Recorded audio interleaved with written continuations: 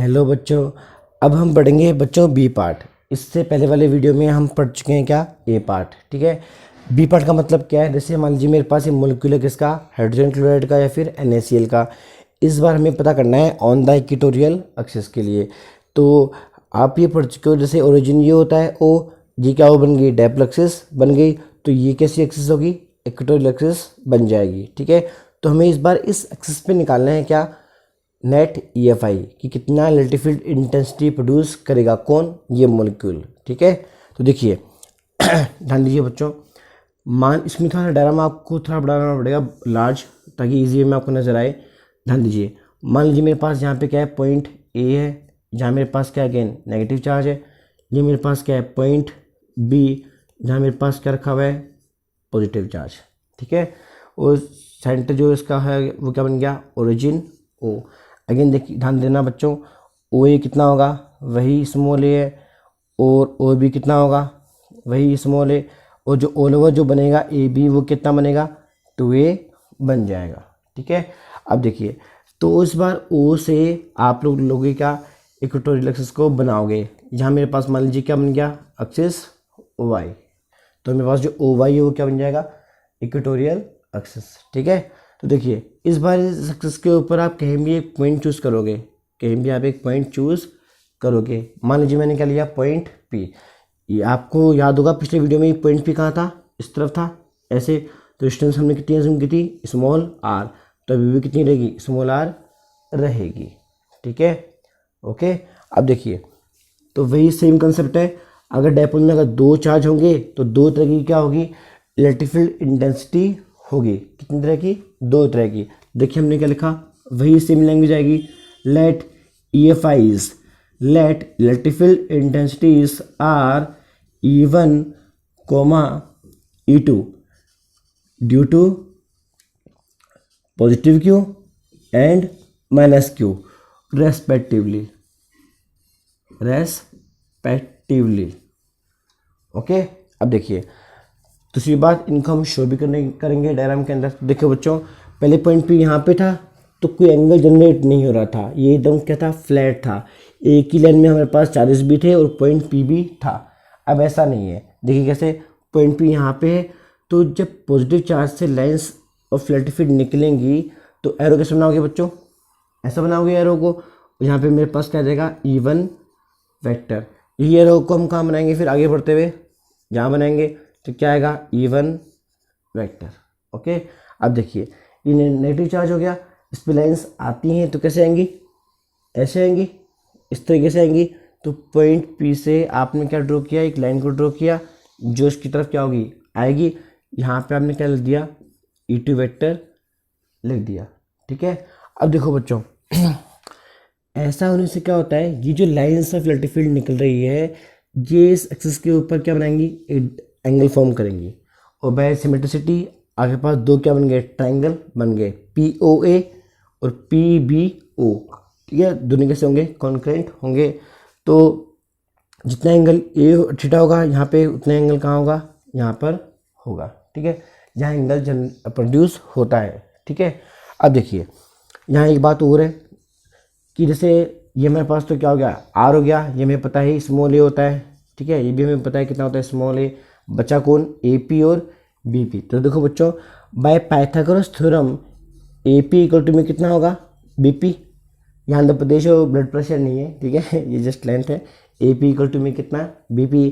तो इसकी देखो वैल्यू कैसे होगी, ये हाइपोटेन्यूज हो गया तो क्या होगा, परपेंडिकुलर अपॉन में बेस का परपेंडिकुलर स्क्वायर प्लस बेस का स्क्वायर। तो क्या होगा, R square plus A square. पर यहाँ पे स्क्वायर नहीं है तो यहाँ पे क्या बन जाएगा, होल स्क्वायर। ठीक है, तो जस्ट एक मेजरमेंट है किसके लिए, इस डायग्राम के लिए। ठीक है, अब देखो बच्चों हमें करना क्या होता है, आपने 11th क्लास में पढ़ा था रिजोल्यूशन ऑफ वेक्टर। उसका मतलब क्या था, ध्यान दीजिए। जब कोई वेक्टर क्वांटिटी क्या बनाती है, एंगल बनाती है, तो उसके दो कंपोनेंट होते हैं, हॉरिजॉन्टल कंपोनेंट और वर्टिकल कंपोनेंट। ठीक है, तो देखिए जैसे E1 है, ठीक है, ये एक्सिस Y हो गई, हमें एक्सिस एक और चाहिए, एक्सिस X। तो मान लीजिए मैंने यहाँ पे क्या ड्रॉ किया, एक्सिस X को मैंने यहाँ पे ड्रॉ किया, तो मेरे पास ये क्या बन गया, XY प्लेन बन गया। तो बाय ज्योमेट्री जितना एंगल ये है उतना एंगल कौन सा होगा, ये होगा। देखिए बच्चों, इस इवन वेक्टर के दो कंपोनेंट होंगे, एक तो कहाँ होगा अलोंग द एक्सिस एक्स, ठीक है, इसको मैंने कहा शो किया इस तरफ, और एक कैसा होगा अलोंग द एक्सिस वाई, तो इसे मैंने कहा शो किया, यहाँ मैंने शो किया। तो आपने पढ़ा था 11th क्लास में फ्री बॉडी डायग्राम। देखिए कैसे थीटा के सामने ये आ रहा है, तो ये क्या होगा परपेंडिकुलर होगा, ठीक है। परपेंडिकुलर क्या होता है h इंटू में साइन, तो क्या आएगा E1 इंटू में कितना साइन थीटा, ये इसकी क्या हो जाएगी कंपोनेंट की वैल्यू हो जाएगी। आगे देखिए ये बेस है, कैसे थीटा ये है तो परपेंडिकुलर ये कितना हो चुका है हाइपोटेन्यूस, तो बचा क्या ये, तो बेस क्या होता है h इंटू में कॉस। ध्यान दीजिए क्या आएगा यहाँ पे आएगा E1 कॉस थीटा, ठीक है।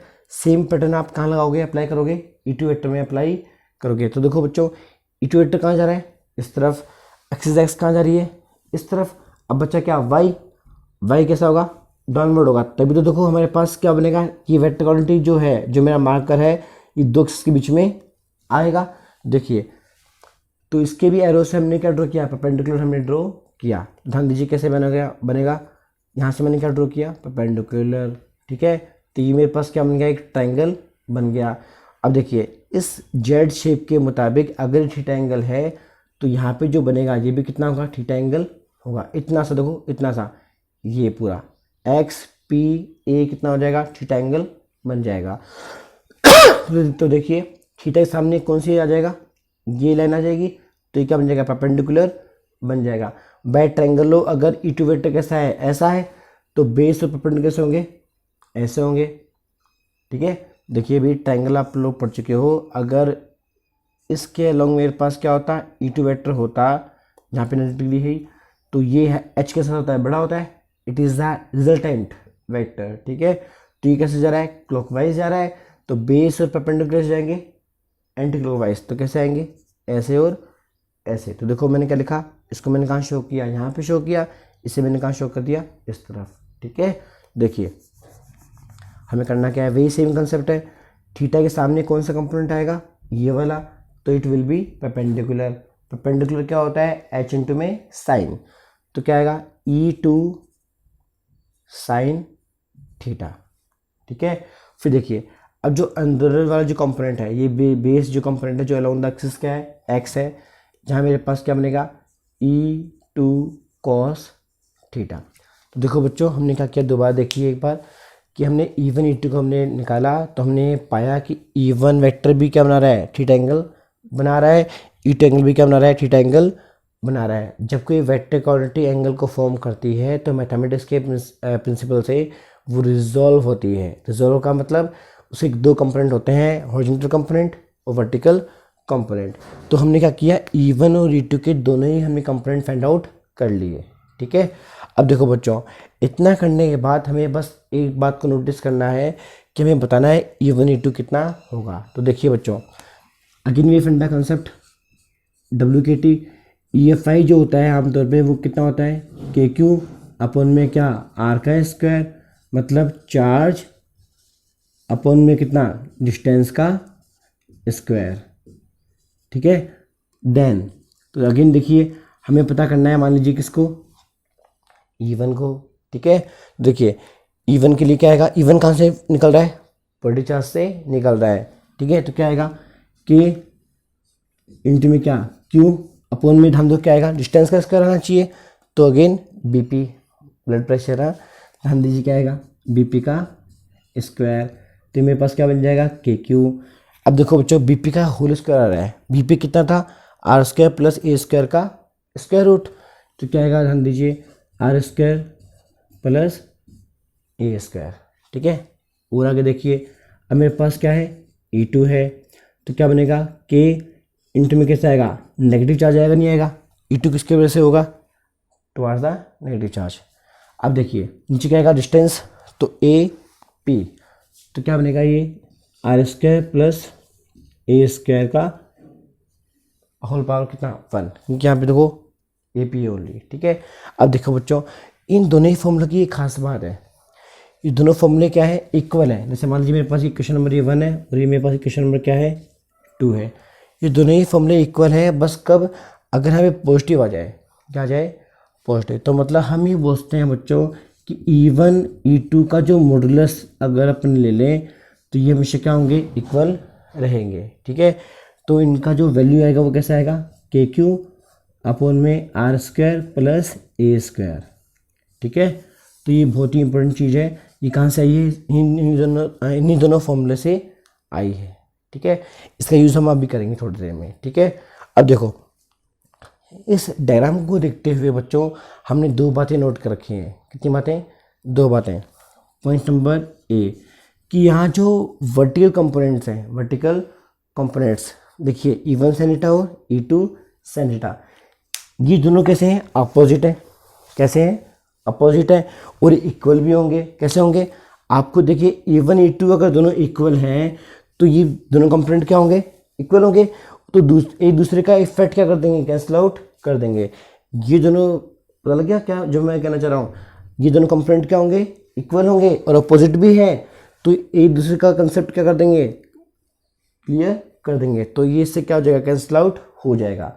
ठीक है, तो यहाँ पे हम क्या लिखते हैं, ध्यान दीजिए कि वर्टिकल कंपोनेंट्स, मैंने शॉर्ट में लिखा है बच्चों, आप लिखना नोट्स में क्या लिखना, पूरा लिखना।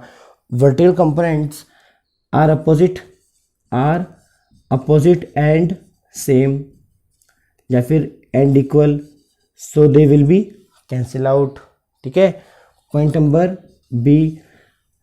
अब देखिए E1 कोष्टक कहाँ जा रहा है, इस तरफ, E2 कोष्टक कहाँ जा रहा है, इस तरफ। आपने पढ़ा था 11th क्लास में वेक्टर के लिए, जब दो वेक्टर्स की डायरेक्शन कैसी हो, एक ही डायरेक्शन में हो तो वो हमेशा क्या होते हैं, ऐड होते हैं। तो हम यहाँ पे क्या लिखेंगे, हॉरिजॉन्टल कंपोनेंट्स आर एडेड,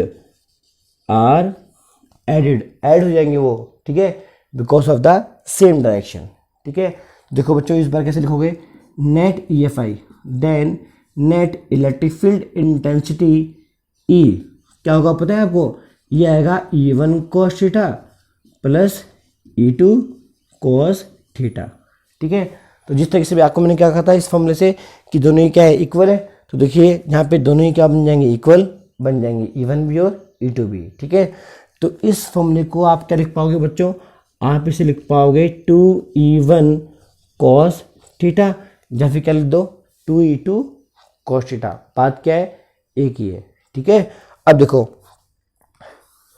बच्चों में करना क्या पड़ता है, ध्यान दीजिए, इस फॉर्मूले में E1 को उठाना पड़ता है यहाँ से। अब बच्चा क्या, cos थीटा, तो देखो हमें करना क्या पड़ेगा, cos थीटा जो होता है वो क्या होता है, बेस अपॉन में हाइपोटेन्यूज। तो किसी भी ट्रायंगल को चूज कीजिए आप लीजिए POB या POA, उसमें जो cos थीटा होगा वो क्या बन जाएगा, बेस तो क्या होगा A और H कैसा होगा, ये होगा, तो क्या बनेगा R² प्लस A² की पावर कितना, हाफ। तो जो बंदे बाया वाले हैं वो ध्यान देना, खासकर मेरे पास अभी देखो जगह कम है, इसलिए जैसे ही मैं इस cos थीटा को यहाँ पे पुटअप करूँगा, ठीक है, और E1 को यहाँ पे पुटअप करूँगा, तो आप देखिए E1 के फॉर्मूले में नीचे कितनी पावर है, 1 पावर है, इसमें कितनी पावर है, हाफ। तो हाफ और 1 दोनों क्या हो जाएंगे, ऐड होंगे।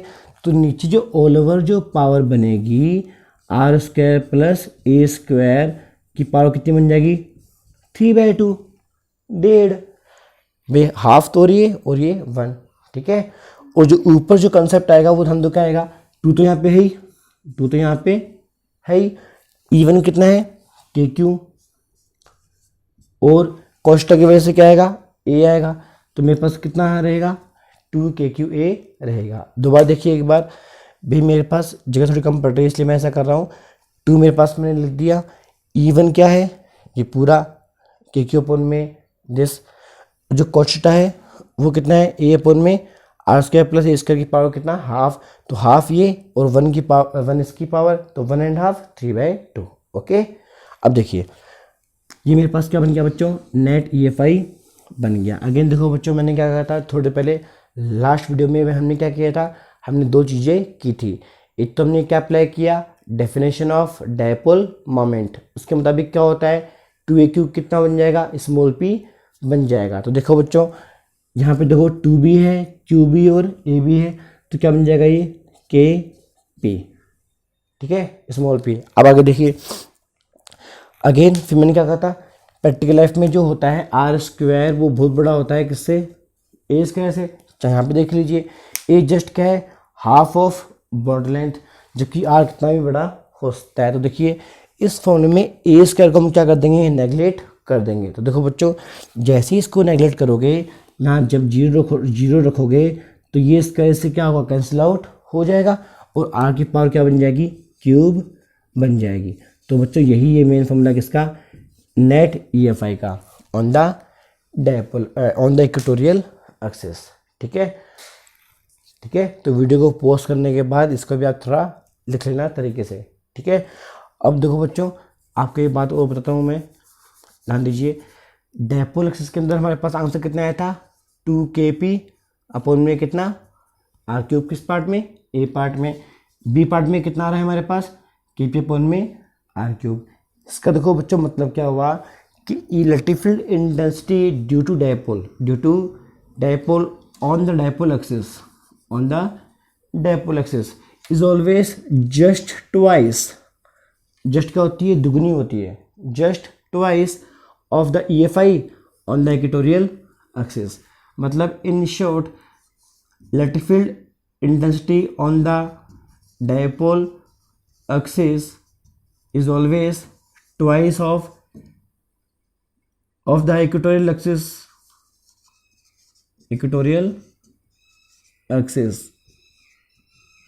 ठीक है, तो जस्ट क्या होता है, डबल पार्ट होता है। इस पे भी न्यूमेरिकल आते रहते हैं। ठीक है, बोर्ड एग्जाम में कई बार कोई भी एक एक्सिस के ऊपर आपको क्या देता है, वैल्यूज दे देता है, दूसरी आपसे पूछ लेता है। ठीक है बच्चों, तो बच्चों चैप्टर 1 जो हमारा जो चल रहा है इसमें हमारे पास बस लास्ट टॉपिक बचा है। ठीक है, talk on dipole in uniform electric field. ठीक है, वो हमारा नेक्स्ट वीडियो में कवर हो जाएगा। आप न्यूमेरिकल्स निकालते रहिए और जो आपको नहीं आ रहा है आप मुझसे पूछते रहिए। ये मेरा व्हाट्सअप है। ठीक है, आप मुझसे व्हाट्सएप पे भी अपनी प्रॉब्लम शेयर कर सकते हैं। ठीक है, हार्डवर्क कीजिए, ये साल आपके लिए बहुत ही ज़्यादा क्या है, इंपॉर्टेंट है। हम पूरी कोशिश करेंगे कि अब तो जून या जुलाई तक आपका कोर्स क्या हो जाए, कंप्लीट हो जाए।